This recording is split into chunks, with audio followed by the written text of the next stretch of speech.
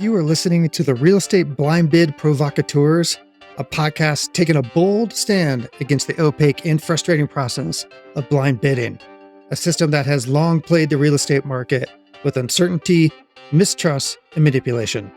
This podcast is a production of TruHome Value, the pioneers of transparent open bidding in residential real estate. Hello, everyone. Welcome back to the Real Estate Blind Bid Provocateurs. We're on episode 4, The Seller's Advantage. I'm back here with my co-hosts, KieAnn Brownell and Kari Abt. So let's get into it. What is it about a transparent open bidding platform that brings integrity to the selling process? One thing I want to just continue to drive home, and I started this in episode 1, and it's just so important to me, James, is that there is a huge misconception in the marketplace that the blind bid process, the pig in a poke, brings a seller the highest price. It doesn't happen. Time and time again, it doesn't happen. And we've given lots of examples as we've gone through, but one of the reasons it doesn't happen is the buyers get remorse when they've gone through this process. And then what happens when a buyer gets remorse? They terminate. And we're seeing this happen like 30% of the time in these multi-bid offers. Over 30% of the contracts will fall. Once a house has been under contract and falls, that house is now stigmatized in the marketplace. People are like, agents especially are like, what's wrong with that house? It was only under contract for a week and it fell. I bet there's an inspection issue. I bet there was something that they're not telling us there's an inspection issue. We don't automatically jump to the buyers got scared and ran away. We jump to what's wrong with that house. So now all of a sudden a seller is harmed by their stupid blind bid process. Not to mention the fact that, and you can talk to this a lot better than I can, just the whole psychology of a competitive open bid platform where people can see and the competition, etc. I know it brings higher prices. Yeah, it certainly does. We've gone to, let's say, a charity event and they have a live auction. Why do you think there's an auctioneer? They're able to understand the room. They put you in a bidding situation where you don't back away. Imagine going into a charity auction and being like, all right, everybody, just give us your best offer at this point in time. It'd be like $10. A real auction could really drive multiples, and the data shows it drives anywhere between 7 and 15% higher price. Exactly. James, I'm from rural parts of North Dakota, right? And when a home is being sold, or if there's an estate sale of some kind, it's typically an auctioneer will show up, all the contents will be brought out of the home, plopped in the yard, and the community comes and you start an auction, right? Some people travel from all over the state, just depending what's listed in the advertisement for this upcoming auction. Now, I say this from a loving place, but a lot of times this stuff is simply junk, right? I am not a gambler. I don't like to do slot machines. I don't go to Vegas. I don't any of that. Okay. But so I don't like to lose money. Now you put me in front of an auctioneer, you put me in a situation where I can see my competition. I do have a competitive personality and it is somebody's junk. Let's be real, right? Nobody else wanted it. Didn't have much of value because if it did, somebody close to that family would have taken ownership of that prized possession. And all hell breaks loose. Somebody's at $5. I'm at 6. They're at 10. I'm at 12. And it's not just two people. This is what happens in an open, transparent offer platform. People get really excited. They can see who the competition is, where they're at. And suddenly going from to real estate, something that is very meaningful to us, roof overhead, a life necessity.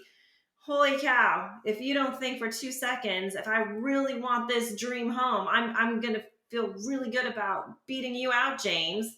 If you're 5,000 above me, I'm going another 1,000 above you. And we're going to just, and it feels okay because I can see as a consumer, this is comfortable. This is what the market's bearing. And what do you think that does for the seller? This is what we're talking about. Sellers win, right? Because they have buyers who are making offers on their home, probably more than they anticipated, getting for their home. And they know that these buyers know what they're doing because they can see the competition that they're up to.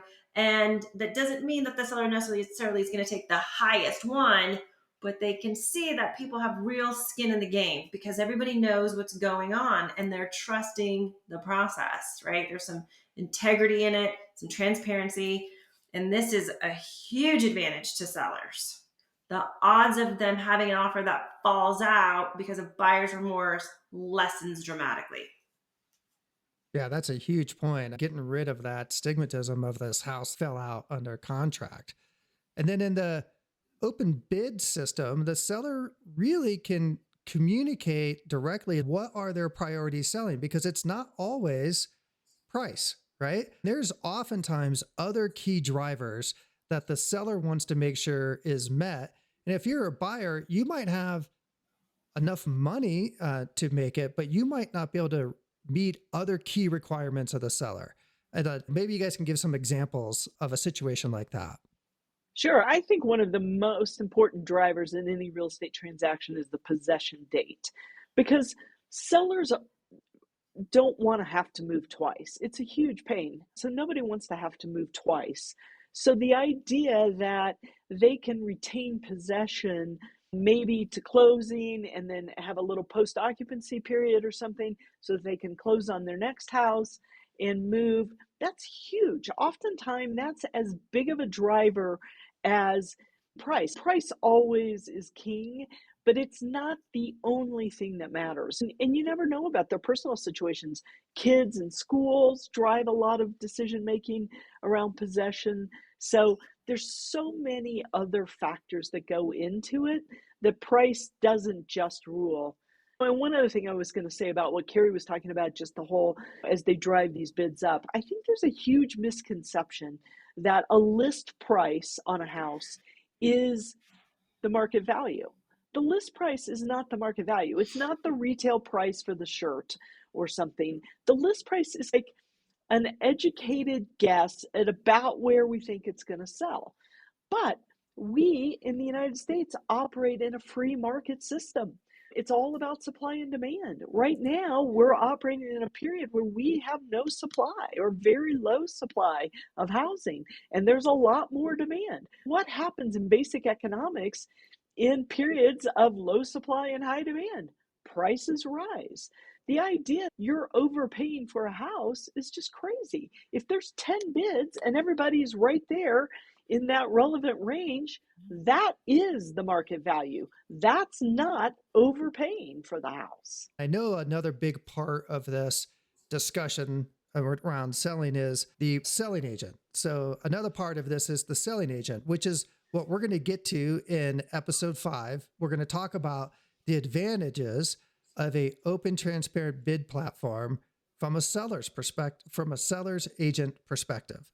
And I think that's going to also show that everybody in this game is really battling against an industry norm of a blind bid system that puts mistrust on everybody. And the transparent open bid system changes that. So tune in to episode 5. It's called Agents of Change, the buyer's agent's perspective. So thank you again for listening and watching, if you're on YouTube, to the Real Estate Blind Bid Provocateurs, and we'll catch you next time. Thanks so much for listening to this episode of the Real Estate Blind Bid Provocateurs. If you are ready to bring trust, transparency, and integrity to residential real estate, then don't be shy about it. Tell your friends, colleagues, and family. Perhaps you know someone who's thinking about buying or selling a home. Do them a favor and hit that share button and text a link to this episode. They'll be sure to thank you. If you prefer to watch your podcast as videos, guess what? We're on YouTube.